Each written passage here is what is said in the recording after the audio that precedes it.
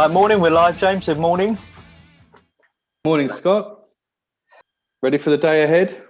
Absolutely. We're a bit earlier this week, which is good. So a bit more topical. And this is number 007 episode. The six have been well received. So thank you everyone for listening and viewing on YouTube. Right. This is just two average golfers that love golf, passionate about golf, talking about golf and topics. Yeah, there you go. 007. And so 007, get it? License to will. Get it? Please comment. Please get involved if you can. And any questions or anything at all, you can email me at team@golfnetworking.club. And this is James Scurfield, my co-host. Good morning, James, and myself, Scott Campbell. And James, I mean, wow, another great weekend of golf. But as always, just before we get into it, because we go on a roll and for a long time, and just going to have a word from our sponsors before we get into the main show. So we would like to thank our sponsors for supporting this podcast. They are Scurfield Associates, who help families protect their wealth now and in the future, ensuring their assets pass safely to their loved ones. For more information, check out their website, www.scurfieldandassociates.co.uk, the preservation of wealth specialist. So as always, very grateful, James, for the sponsorship. Yeah, happy to help the cause. Yeah.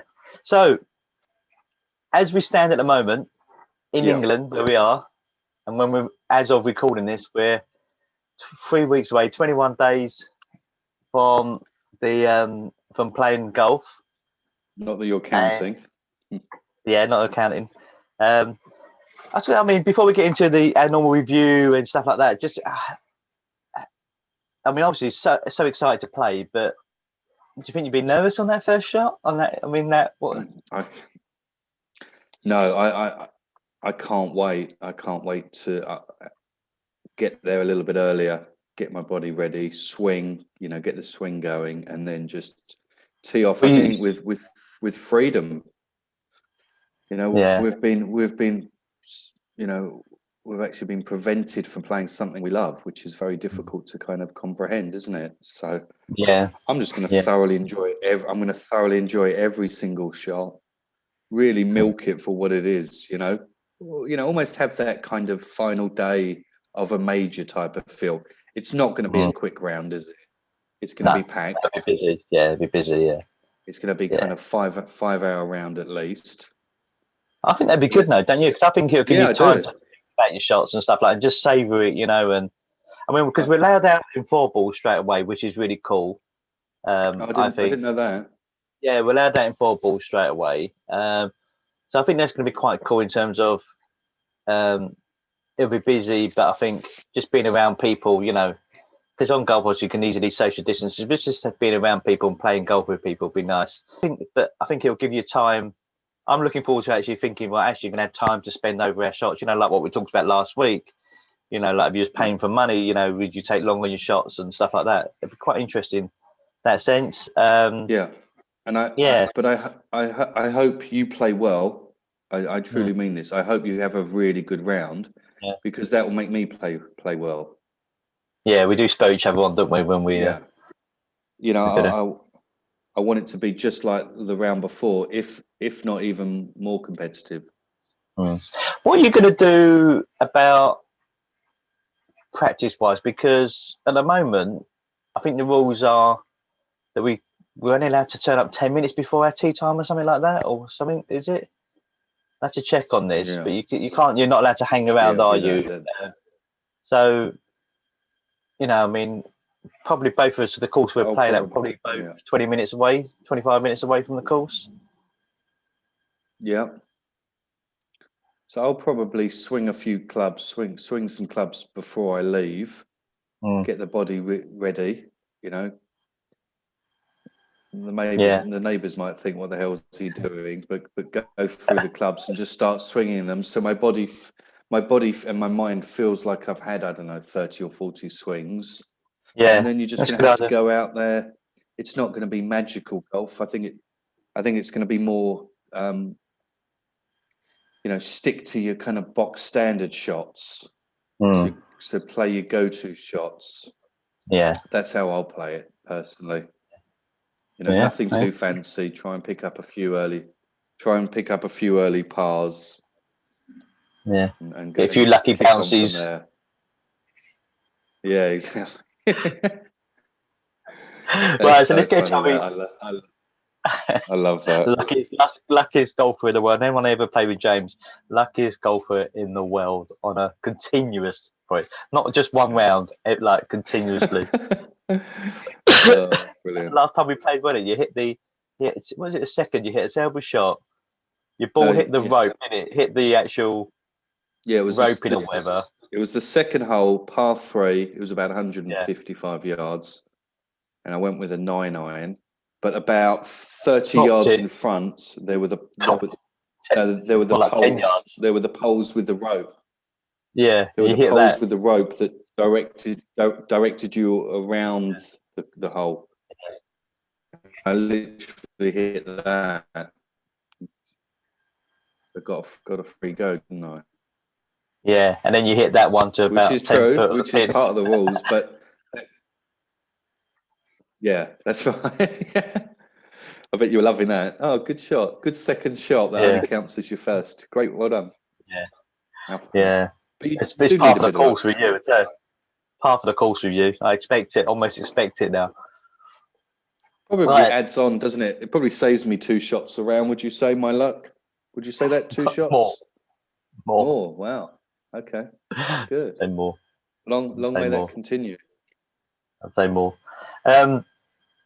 Right. So last week, weekends of golf again. The PGA Tour golf this year so far has been fantastic, isn't it? It has, yeah. Has been absolutely fantastic, and Bryson DeChambeau. It was almost like again. So it was unmissable golf again Sunday night. It was just brilliant, and it had that. It had that major feel to it, didn't it? Again. Yeah. Yeah. It was really. On could be called one of their lesser tournaments as well, isn't it? Before the Players, we've got the Players this weekend, which we'll talk about, but one of the lesser tournaments. But every tournament has been a really, really good finish at the moment. Really, really falling. I thoroughly enjoyed that, and what I loved about that the most was, despite his ridiculous distance, the par 5 on the 6th hole, the par 5. He literally, it's almost like for the listeners, it's almost like a boomerang shape, and it's a par 5, and there's water surrounding the whole area, and he's literally just turned it into a 370-yard par 3, where he's just smashed it all the way across the water. But I love the fact that even with his yardage. I'm still pleased that it's still a tricky course and he still won. Yeah, if that makes sense. Because he only won one, didn't he? Yeah, the 3rd and the 4th round where he cleared the water. He did bail out a little bit. He didn't go for the green like he said he was going to. He sort of went a little bit to the right. No. Which he had. I think he only had to carry it 338 yards instead of 342, something stupid like that. But that's it. But he still only took a 4 on both times. Correct. Done well to take a 4, but it was just his. It's like when I checked on the Sunday, like I checked on the I see where they started out and what hole he was on, and he was on I think he said he was on the 4th hole. He was just on the 4th hole. I was like, I've got to go and watch telly now. Got to see what he does on the 6th. Yeah, it was brilliant golf. Funny enough, I was a bit anti DeChambeau, but there's something about it that made me endear me to him a little bit over the weekend. And I think it was, or even the whole week there. And I think it was just as much as the scientific and a bit and all that, and trying to use the rules as much as he can and stuff. You could just see he was just enjoying it as well, wasn't he? When he went over that water, his reaction to it, with the crowd and all that, it's great to see crowds there, but you could just see he's just something completely different. But I just, and I wanted Lee to win on the day, but I just thought he was brilliant. I thought it just really endeared me more to him actually than I ever have done, to be honest with you. With him. Yeah, because he's not he's not a lot of the commentators' favourites, but I really admire the fact that he's changed. He's got a completely different swing to everyone else. He uses the same length clubs, doesn't he? But he stick to this whole new process of trying to speed his body up, and I think that's huge credit to him. There must have been behind the scenes so many dark days and questioning whether this is the right way to go. And I think absolutely credit to him. I love the fact that he risks and he can do that. It's risk and reward, isn't it, with golf? Yeah, it's also unproven as well, because when he was starting to work on his body, I mean, a few years ago, the reason why they didn't go to the gym, the golfers, was because they were told not to build up their muscles, weren't they? Because it would restrict the flow of a golf swing. So what he's doing is kind of, I mean, other than, I suppose, Butch Koepka, was beefed up a little bit, and he may have looked at him a few years ago and thought, well, hang on, that's the way to go. I thought it was just amazing, and he didn't beat, and it's not like he beat the course up just with his pure distance, he's still a tricky course, and he's still, brilliant. But he's eighth PGA Tour win. Hold on. Yeah. His swings, while we're talking about him, his swing's completely different to everyone else. It's more of a baseball swing now, isn't it? Where you can see him almost plant his left foot and then swing through. So here's a question for you. Would you change your swing a little bit more like that, so forget how it looks, but just to get some more yardage and play better golf? Start hitting it. If you play better golf, I think so. I think the thing with Bryson is the one, he's got a one-off swing. I mean, everything, even his putter. No, not him. You. Yeah. You. I wouldn't. But everyone's swing changes. I would, I think your swing adapts over the time. I don't think I'd ever go that drastic. No, you wouldn't grip the club a little bit hard and just smash it. Well, I would try a bit, but when I have tried that before, I think it's doing it at the right stages. And like now, I probably swing the ball. I definitely feel like I'm swinging the club fast at the moment. Proof of putting out when we get yardages and stuff like that. But when I just tried to swing faster before, it started going all awry because I wasn't in the right setup or, in the right swing path to do that. So it's got to be done in stages, isn't it? But yeah, I think absolutely. I don't think I think I would always be I quite like the challenge of plotting my way around rather than just hitting it and hoping it, if you like, so I think that part of it, kind of my strategy mind, it lends towards I'd rather plot my way round, and if you like, so cool. So his 8th tour win, PGA Tour win, 10th in total. Yeah. He's gone into world number 6 now on the back of that. Yes. And the significant thing about that is that him breaking into the top 10, Rory's dropped out of the top 10 because of Bryson dropping him, which is quite significant. There was no, obviously, European Tour. Again, European Tour returns this week in the Qatar Masters. I feel like the Euro Tour now missed a trick a little bit because the PGA Tour has been so good. It's just like, and they've got, and the Euro Tour is the week it's coming back is the week that all of the top European players were at the Players Tour Championship, So I feel like the Euro Tour missed a bit of a trick there a little bit. Good to see crowds back at the event. That was awesome. Yeah, made a bit. A few mashed potatoes and all that rubbish, but I hate that. It's just, I know. It's bunch just of morons. It's good to see that. And our top tips. I just made a note of our top tips. Don't know if you noticed this, but so you went with Fitzpatrick and Matsuyama. Yeah. Fitzpatrick 3 under, tied 10th. Yes, that's right. Good performance. Never really in the hunt, really. Matsuyama 2 under, tied 18th. Correct. Yeah. So good performances. Mine were Casey 3 under, tied 10th. Then my rank outsider Poulter was even par, tied 26th. Still not bad. Not bad for him actually, in terms of progression in terms of getting into the top thing. So I love the fact in that final round that it was so difficult that kind of the leader Bryson only shot one under. Westwood sadly shot one over. So gutted for him, you know. It's just like it's almost like it's just deja vu, isn't it? Yeah, come a final round had just that doesn't seem to get it done. That major feel. Yeah, you felt I felt there was a mistake in Bryson, but he didn't redo it. He kept it in, and when he did have a few bad shots, he kept it in there. I felt there was a run about whether or not he just didn't strike it quite properly, but there was one about the last 6 holes. I felt nearly every hole into the green that Westwood was a club short. And you know, and that putting pressure on himself, getting up and down then, which he was brilliant at, but he putting pressure on. Right, do you want to so got a choice, tips, or do you want to go through Bryson DeChambeau's what's in the bag? Let's go through what's in the bag. It's quite interesting. This is the other thing. He's got a unique swing, but he's also got a unique set of clubs in his bag as well that no one else has got, which is interesting. Yeah.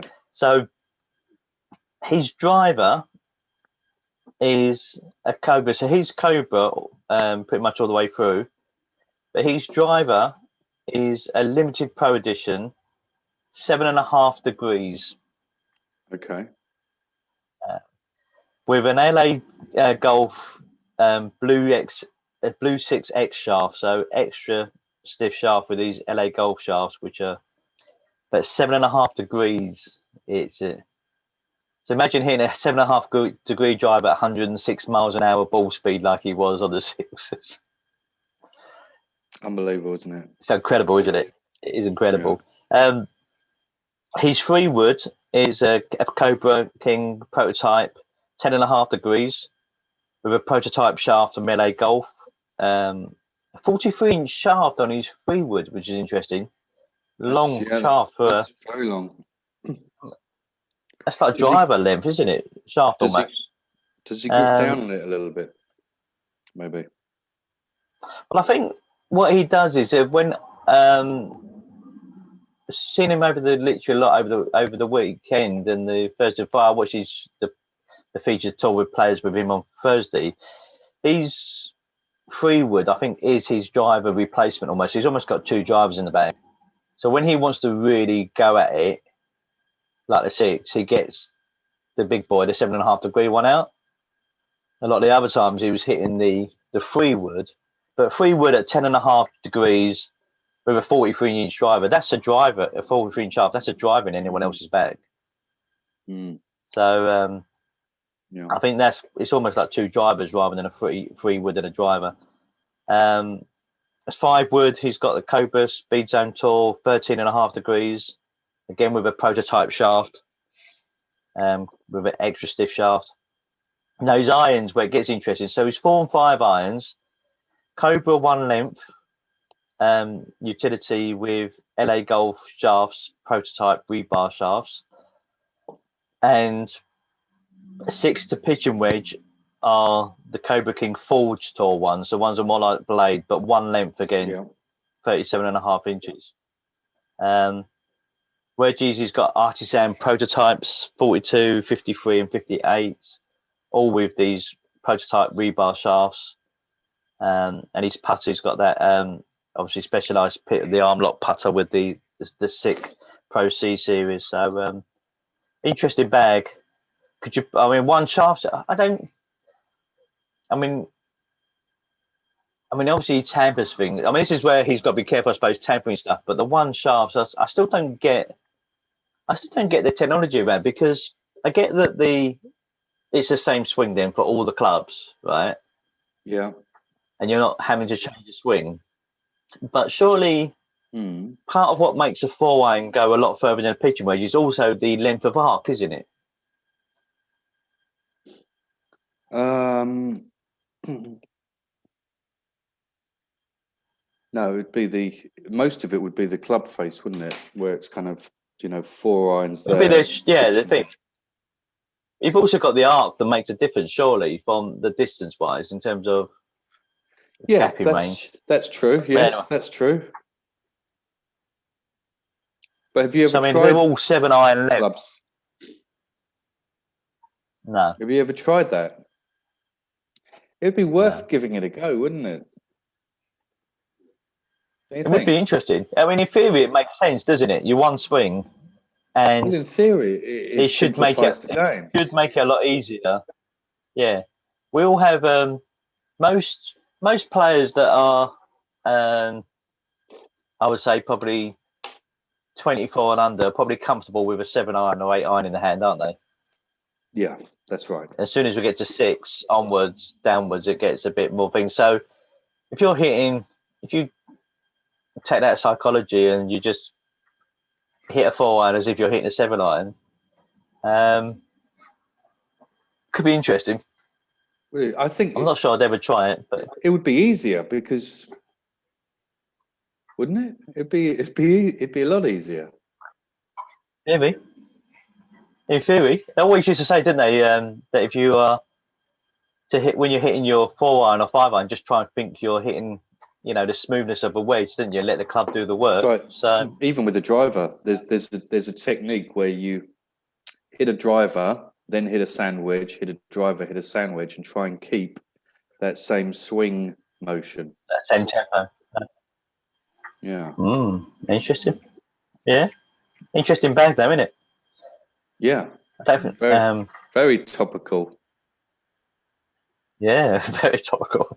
It is. So it is indeed, yeah. It'd be interesting to see how he gets on in the majors this year now, because I don't think he'll ever rule golf. I don't think he'll ever be week in, week out winning it. No, there's too many good players for that to happen now. There's too many good players for that to happen. But before we, I was gonna say, who's your tips for this week for the players? Okay, so my tips this week. Have you got a pen handy? Yeah, go on. Well, I can't really see. Shall we take out Dustin Johnson, Rory, and Bryson? Should we take the 3 favourites out? Well, I don't think. I haven't got any of them in my. I don't think. Oh, okay, brilliant. I think one of them 3 will win it. Okay. Do you think so? Yeah. You think what? Yeah. What we instead of? I mean, what we won it last year, but I just don't. I mean, we talked about it last week. He's due a tournament win. I can feel it. Really? I mean, again in that 6th hole, I mean, it's ridiculous, isn't it? He hit 2 in the water, did he? Trying to do what Bryson does, which no one can do, and then he goes and eagles it, which no one did. It's like after hitting 2 in the water. Can you imagine eagling a hole for a 7? Kind of. So guess who I'm gonna pick. No, go on. Guess I'm going to go with your man, Tony now. Oh, okay. Yeah, I was going to go with him for now. I thought I can't go with him every single week. I'm going to wait to the Masters. It's when my next time I want to go for him. I'm going to go with him. I'd like to hope Justin Thomas pulls his socks up and has a good round, but I'm not going to go with him. I'm going to go with. Let's go with Tommy Fleetwood. Oh. So bearing in mind, Scott, just to be clear, bearing in mind, I wouldn't be surprised if either Dustin, Rory, or Bryson win again. Yeah, win. Okay. They're what about Rahm? 3 favourites. Yeah. Rahm's the 4th favourite at 16-1. Okay. Now, okay, it's going to be out of them 4, but I think as an outsider, I'd love Tony to win or have a good round. And I'd love to see Tony's win. Tommy Fleetwood. I'd love to see Tony. I'd absolutely love to see Tony win. Tommy Fleetwood to have a good round. Yeah. Tommy, he needs a good one, doesn't he? He's not won on the PGA Tour, is he, yet? He needs that breakthrough, doesn't he? He's at risk of just sort of sliding away a little bit, isn't he? Yeah, like a lot of them are. Just kind of almost like the forgotten man. So, okay, so who are you going for? two youngsters I'm going to go for. Right. Okay, interesting. And so, initially I was, funny enough, I was thinking Kim, but he withdrew last week after Who's round Kim? one. Yeah, Sue Kim or whatever. So he won at the Players a couple of years ago, didn't he? But he had I think he withdrawn last week, so I don't know if he's playing this week. So I'm going to go as Cameron Smith. Cameron Smith, okay. Cameron Smith, world number 27, young Australian. He's 50 to 1, mate. Funky hairstyle. I think it might be the funky hairstyle Cameron does Smith. it. Yeah. He's 50 to 1, by the way. Is he really? Okay. Worth a pound each So way, isn't he? Been playing, getting progressively better this year.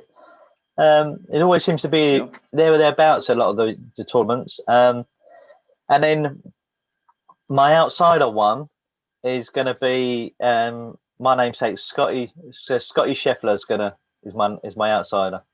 Scotty Schiffler. Get his breakthrough win. High up. World number 30 at the moment. He's rookie of the year last year.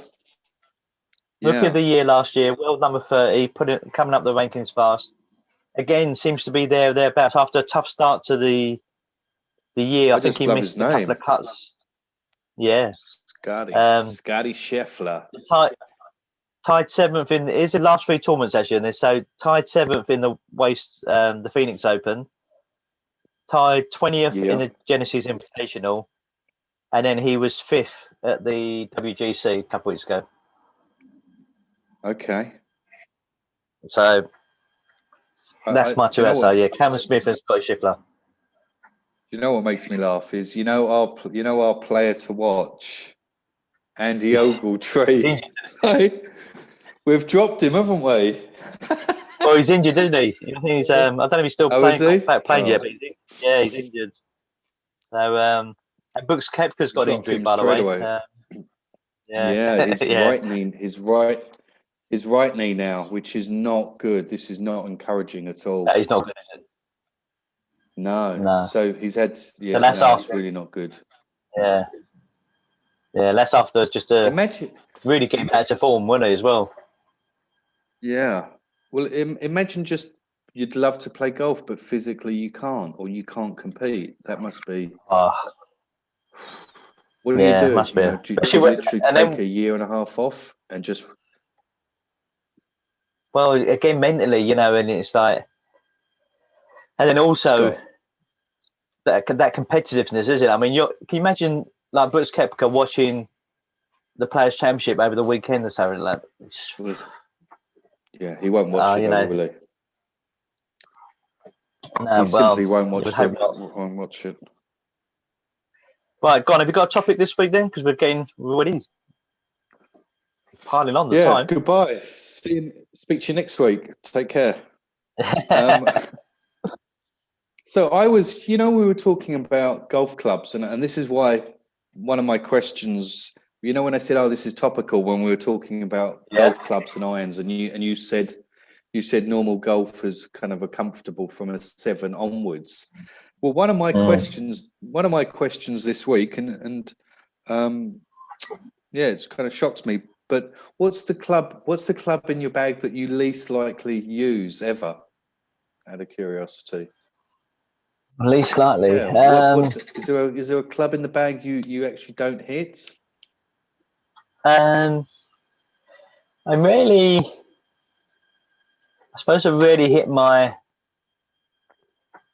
Do you want to have a think? My 5-iron. Yeah, my 5-iron is probably the one. And my 3-wood. My 3-wood. No, actually, my 3-wood first. Okay, let me make a note. And then my 5-iron. So Scott, 3-wood. You just don't really. What do you hit? Do you hit it in a round or not? Yeah. Once probably, if that. See, my 3-wood. I'll tell you where I am. My 3-wood is It might be different now that I feel a lot more comfortable about my swing. Actually, that I feel a bit more confident about it. But because I'm quite accurate with my drive, but obviously I don't get the distance I want to get. So it might come more into play where my 3-wood becomes my safe drive, my safe shot on a drive if I want to make sure. But at the moment, my driver is more accurate than my 3-wood off the tee. Wow. Okay. Right. And then also my 5 when I'm off the floor, if you like, off the deck, my 5-wood is probably one of my favourite clubs to hit off the deck. You know, so I quite like that club. So I would tend to go, even if if it's like 10 yards further than my 5-wood or whatever, where I should be taking my 3-wood, I'll probably still hit my 5-wood and just see if I get a lucky bounce or go, Okay. right, I'm going to be at the front of the green.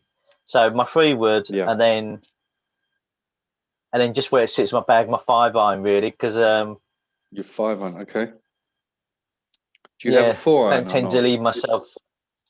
No, so I've got a utility one. I've got my hybrid in there to replace the 4-iron. So I've got my driver, 3-wood, 5-wood, and a hybrid, and then a 5-iron. Yeah, I see. Because no disrespect, Yeah. but there's no point hear me out. There's no point you ever teeing off. No, there's no point you ever teeing off with a 3-wood, is there ever? Because it's not going to go as far as your driver. Yeah. You're still hitting, on most par 4s, you're still hitting you on most par 4s. What do you go drive a 5-wood, don't you? if it's under 300 yards, yeah. Otherwise, I'm laying up. I suppose, but the interesting thing about where it gets to is I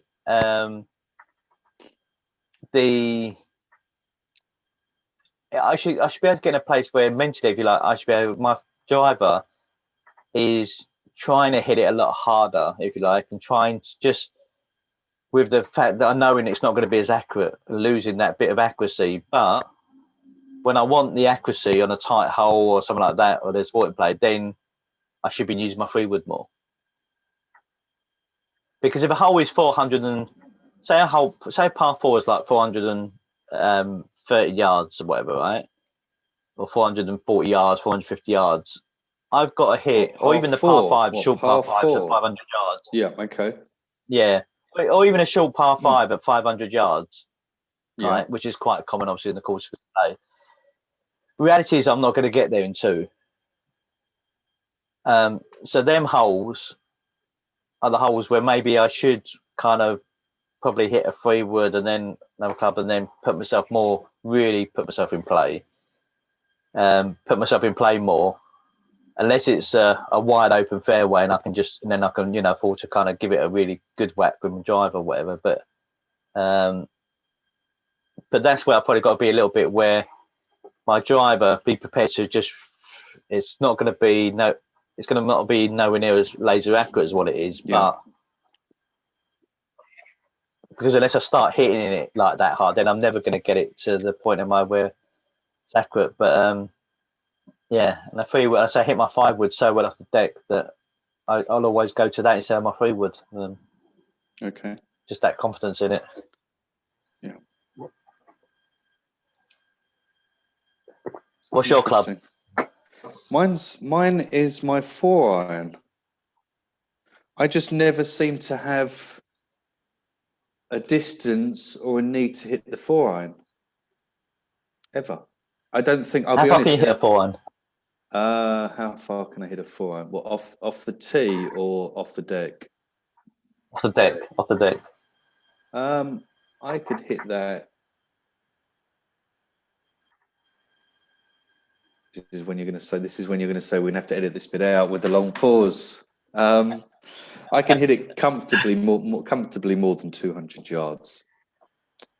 210, something like that. So is it and what you got? You got a 3-wood and a 5-wood. That's it, isn't it? You haven't got a hybrid, have you? So and also here's a little fact for you. I've never hit a 3-wood off the deck. I would always just revert to my 5-wood. Yeah, it makes sense. The distance you can hit. Yeah. But I'm busting to get out and actually buy a driver that fits me, that, you know, just to start pumping the ball further out there. So if you started using a driver, would you then use your 3-wood, do you think, off the deck more? No. On par 5s? No. Just really... I don't think I'd ever need to. I don't think there'd be, unless I get comfortable hitting a 3-wood off the deck repeatedly, I would just keep to the 5-wood. Because at the moment, your 3-wood's like your driving club, isn't it? It's like you're off the tee. Well, that's what I tee off with. Yeah. But that goes pretty far, doesn't it? That goes some distance. So, but now I'm excited to kind of get a bit more yardage. Like, you know, imagine going, you know, a bit more like, I'm not comparing myself to Bryson in any way before you say anything, but imagine going on a par 5. Imagine going like driver and then like 7-iron or. Yeah. Well, that is the thing. There's a lot of holes, like isn't That'd there? Be incredible. Where you would, with a driver, look at there'd be a lot of 5 you can, look at that. Look at the first. I could just pump a driver all the way down there, couldn't I? And if it's bone dry, that's going to roll and roll. You know. What at Blake's? At Blake's, yeah. You know, because that's where we're going to be playing, isn't it? Yeah. Yeah. And even on the even like the 4th, where your driver would actually land on the downslope side, wouldn't it, of that side? And yeah. It'd just be good fun to see. You know, it might, obviously, I'd probably lose a little bit of control, but I think it's, so. I need in that sense, I need to get to that. Yeah, in that sense, if you've got a driver and you're catching it, and you'll easily be around 300 yards with drive if you catch it sweet enough. Yeah. So you've got one drive which is lovely little, probably little cut or whatever, little draw, you know, with the 300 yards, centre of the fairway, the baby draw. Yeah, but every other drive is you're going to go one way or the other, big time. How would you be happy with that? Would it make you go, maybe I need to go back to my 3-wood and be more conservative? No, if I got custom fitted and got the driver that was perfect for me, I would just have to, over time, I would just have to keep practicing and iron out and get some sort of consistent swing. So if it's not 300 and it's 280 but more consistent, then definitely. But you're going to get, but when you play tighter courses, if the driver's spraying around, then that could go from like an 80 to a 90 quite easily, couldn't it? Yeah. And when's the last time you had a driver in the bag? Oh, it was at one of the. It was at the Ambassadors Cup. You know, the other network. You had a driver in the bag. Yeah. I had a driver in the bag. And then I noticed that at the back of it, on the other underside of it, it actually slightly cracked. So. Oh yeah, I remember. Yeah, you did. Yeah, I remember you had we played at Chipwood. It had a funny sound, didn't it? And we said to you that didn't sound right, and you went to, and he said it had a crack in it, didn't he? Yeah, it had a crack on the back, so I just threw it out. Yeah, a couple of years in, isn't it? It's been probably 2 years, just shy of 2 years. So it'll almost be like so your driver feel like, because it's a different swing you drive, isn't it? So it feel like a completely new swing with it as well as a new club. It's a new swing with it. You might just have to take the pain, don't you? Just like have one round or go for a practice round of your own where you're just hitting, you go, right, I'm going to hit a driver off every tee shot. Every It'll be going to the driving range and just, that's what it'll be doing. You'll be going to the driving range and just, get to something that I'm comfortable with. Yeah. So when you say with your 4-iron now, but is there a need to? The thing is, you've got space in your bag for a couple of clubs anyway. You don't carry 14 clubs, do you? So no, it's not as if you can lose the 4-iron and put another wedge in, because you've got the space anyway to put the wedge in there. But then if you're hitting the driver, you might find your 4-iron will come into play on par 5s. Maybe, yeah, good point. But it's like a brand new club. I don't think it's been hit probably in the last 20 years. It's been hit about 5 times. Ridiculous.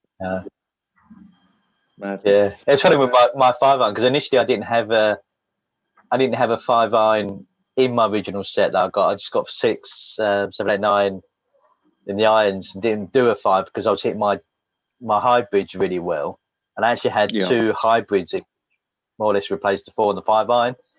And then because I started hitting my irons well, then I ordered the 5-iron in the same set and the same makeup and the same gapping and everything, because the gapping was perfect. The other ones, and I was like, well, I need a 5-iron in the bag, 5-iron in the bag, and now I really hit it. It is literally, that is still like it's brand new in there. Well, for example, if you've got a 6-iron shot, right, let's say to the pin, so the ideal shot, the ideal club, ideal shot, but you're not slightly feeling confident with the 6, would you just go with the 7, knowing you can fully commit, but you'll be 10 yards short? Yeah. Would you do that? Yeah. You would. Yeah, I would. Although it's interesting that the 5-iron, what's weird about it is actually I don't like to trying to cut the ball slightly. You need to cut it slightly. Fun enough, I feel like I can do that with my 5-iron, because I can just let it go and not worry about it. Yeah. Cut it. Look at whereas you. with like the hybrid or whatever, then I don't feel I can try and fade my hybrid. It feels like it always got a slight draw to it. The more we talk about this, just the more I'm itching to get out. I know. It's cruel, isn't it? I know. It's really cruel. It's scary, isn't it? I just right. It's close to time. Right, but I'm gonna might be the last one, depending how we get on. Yeah, go on then. So, and because I think what we've been doing really well this 7th episode, but the last 6 episodes, our knowledge of golfers has come on, like the actual topical golfers at the range, and across the field as well at the moment, because you can just see by our choices, if you like, in the when we pick our choices the last couple of weeks, that we're more across the field. So 5 years time from now, so we're just starting we're coming into the Players Championship 2026. That's scary, isn't it, in itself? Sounds so far in the future, doesn't it? Who's the top 3 players in the world going into the Players in 5 years' time? Okay, in 5 years' time. So 5 years' time, who's the top 3 players in the world? Okay. So at the moment, to give you some, obviously we've got Colin. Yeah. Shall I answer it for you? Yeah, go on. You've asked me. Colin Morikawa. Morikawa, top three in 5 years. Yeah. Yeah. We can always go back to these, can't we? Yeah. Just think we'll be on episode 2184 by then, or whatever it be. But yeah, so Colin Morikawa. Then also there'll be a guy called Zalatoris.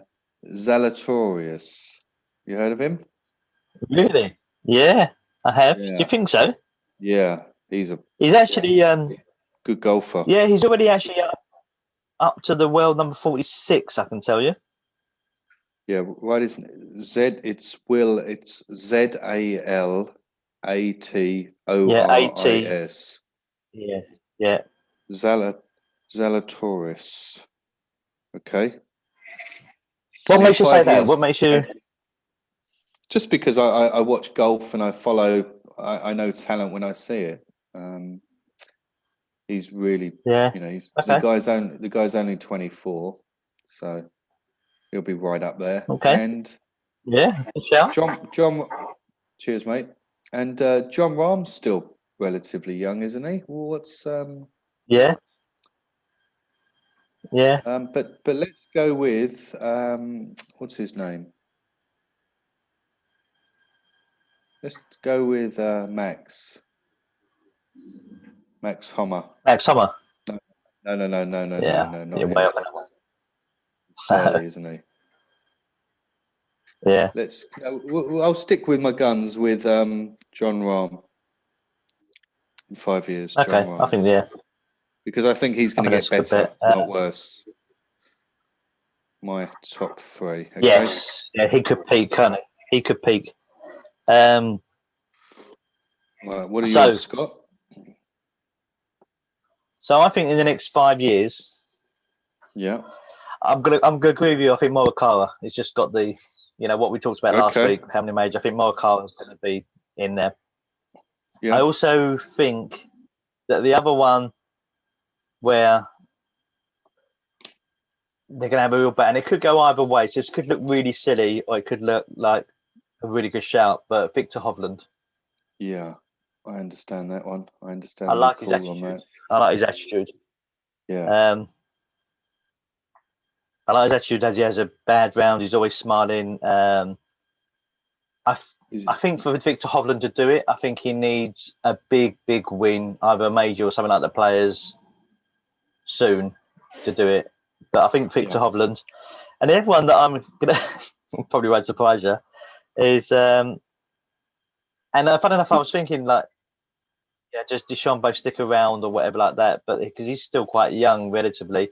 But I think Tony Finau will come into his own in that period. Can I ask you a question? I also think DJ will still be thereabouts, actually. DJ and Thomas will still be thereabouts, I think, around it. And John Rahm. I think them three will still be around thereabouts.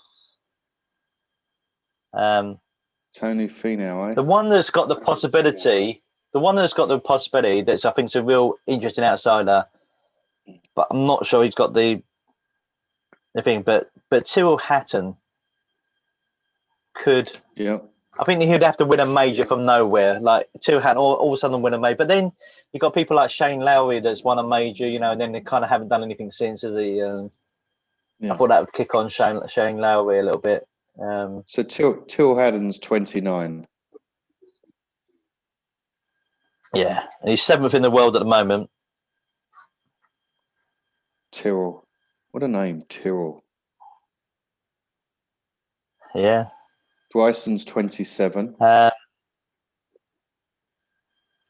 did you think of Corey? Another name, Corey Connors.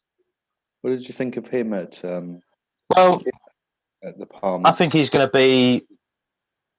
Yeah, I think he was good. I like what he stayed around, which was really good. But I think he's one of these journeyman American where every so often he's going to pop in with a win, but you're not going to hear about him in between.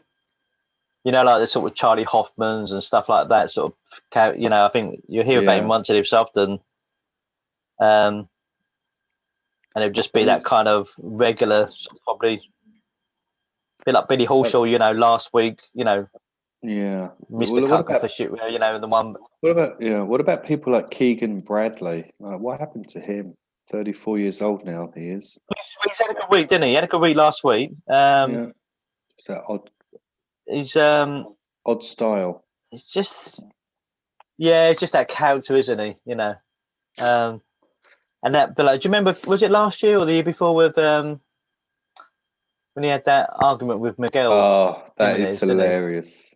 You just thought you're just out of, you're out of order. That is just hilarious. Try and if you can sync that with the podcast, that'd be brilliant. Try and do that.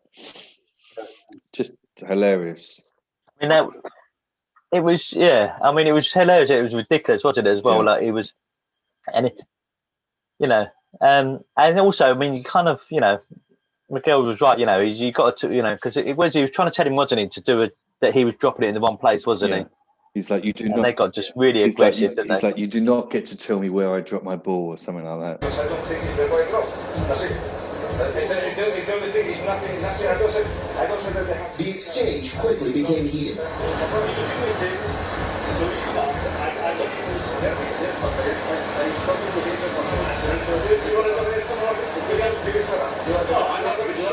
tell me the shot.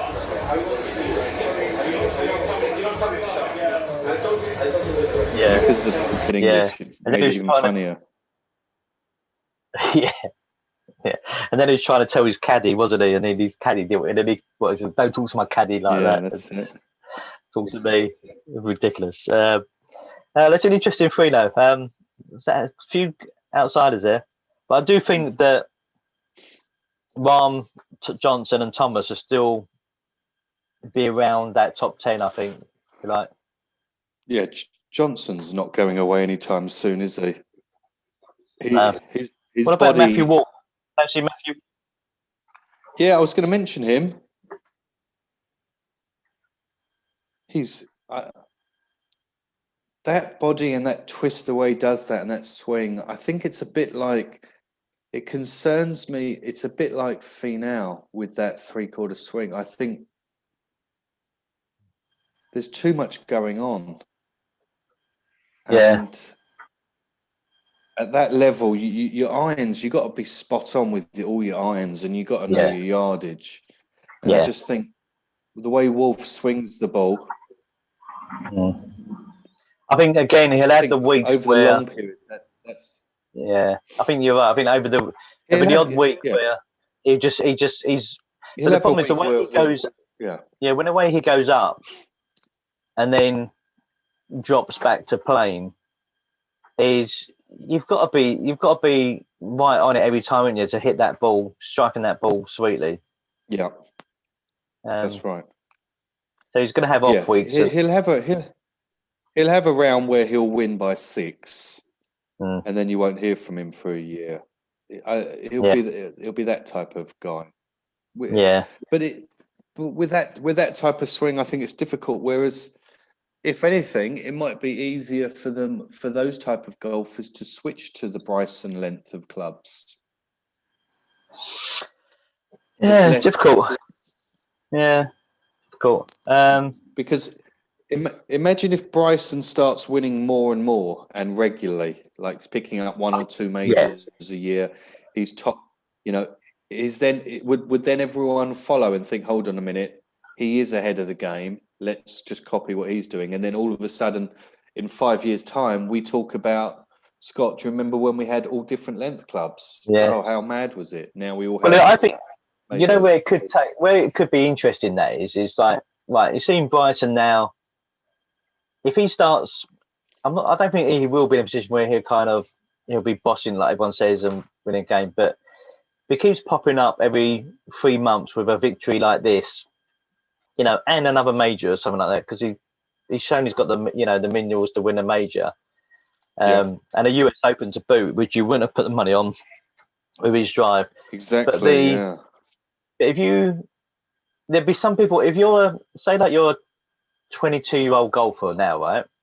And the difference between making it and not making it is really slim, isn't it? So if you're on a sort of like 22-year-old golfer and you haven't been able to make it past, I don't know, the Champions Tour, or the not Champions Tour, like the Webb Simpson Tour, whatever it's called, I can't remember. But the WebEx Tour. But you're kind of, if you can't make it, you're just not making it that thing. You keep going to try and get your tour card, and 3 years run, you've just missed out. You might be thinking, do you know what? Bryson's not too much of a different build than me. Maybe, seeing what he does, I'll try. And then actually, it will work for some people.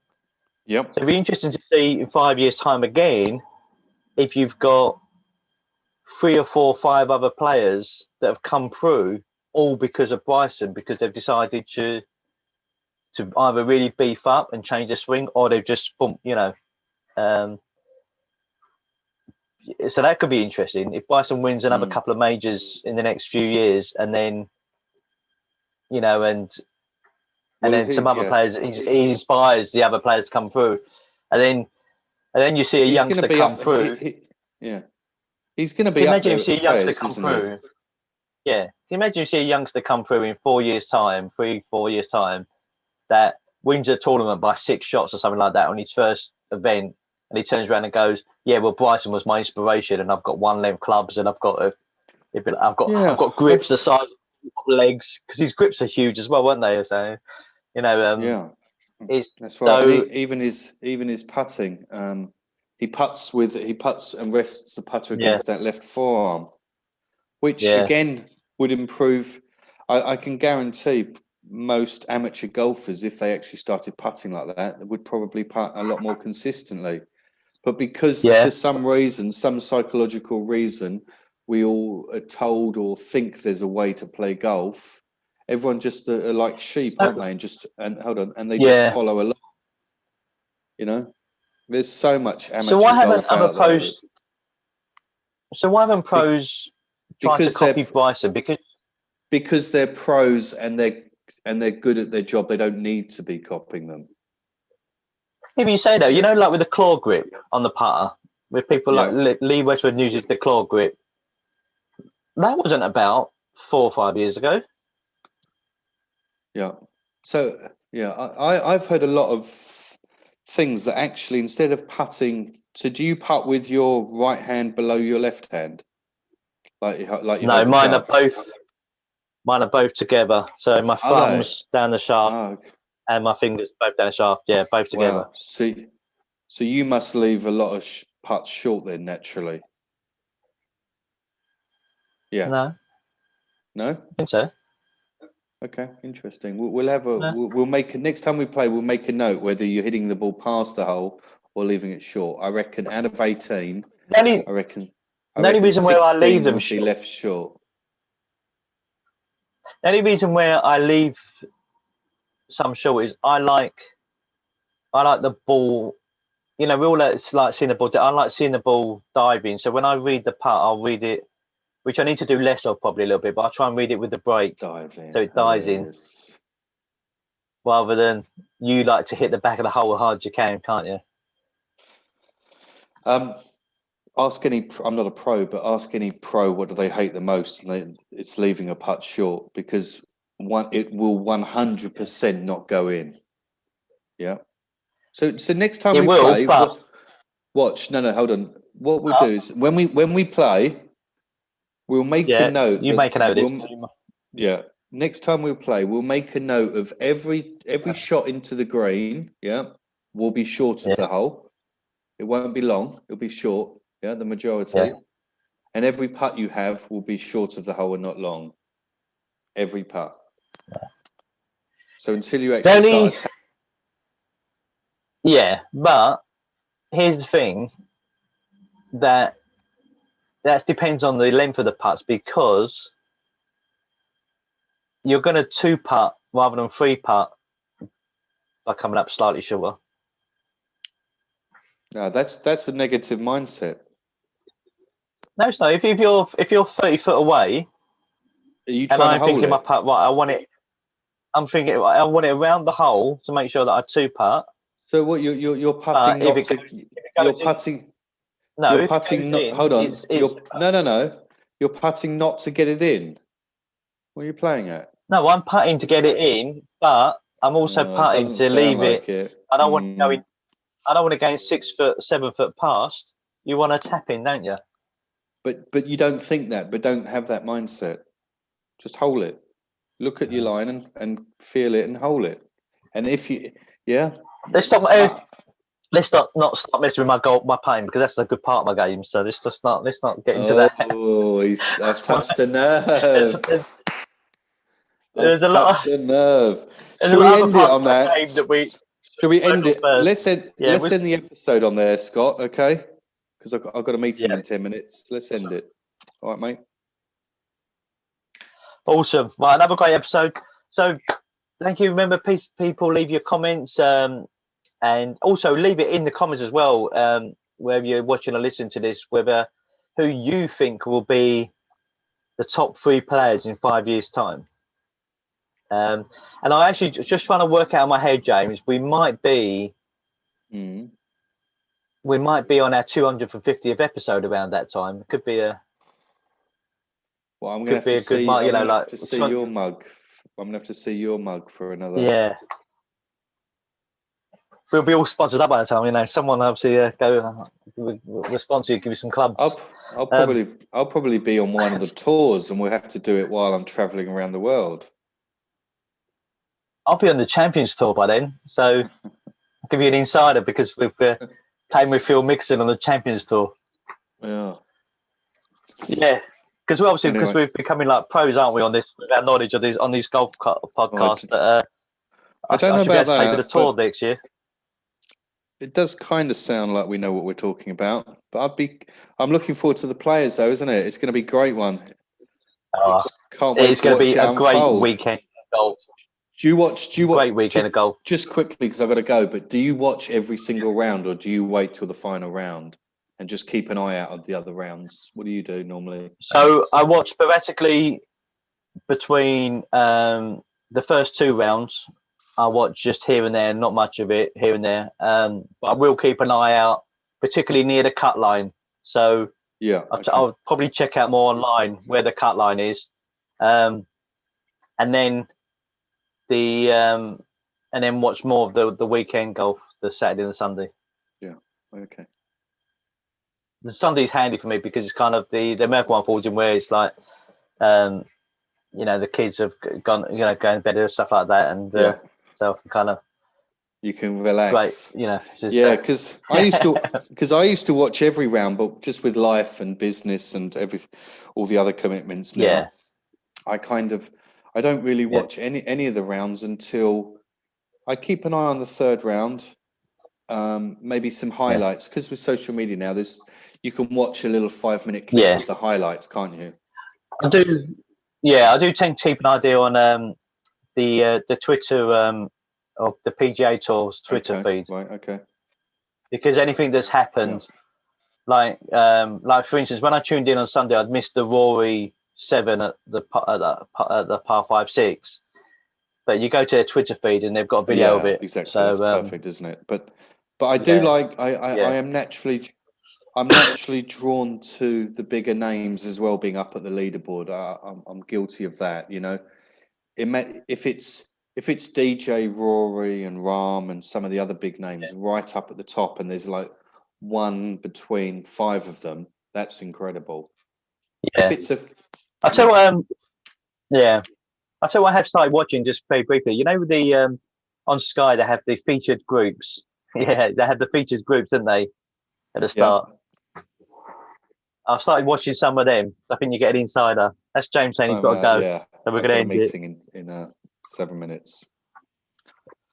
Yeah, well, if you hadn't had a lying, we would have been all right. I was up at 7, mate, working. So there was no lying here, bro. So remember, anyone watching, put in the comments who you think are going to be top 3 players in 5 years' time. And any inquiries at all, just send them over to team@golfnetworking.club. Cheers, James. Another great episode. And also whether you think that Scott suits red. Do. Good fun, mate. That was good fun. Take care.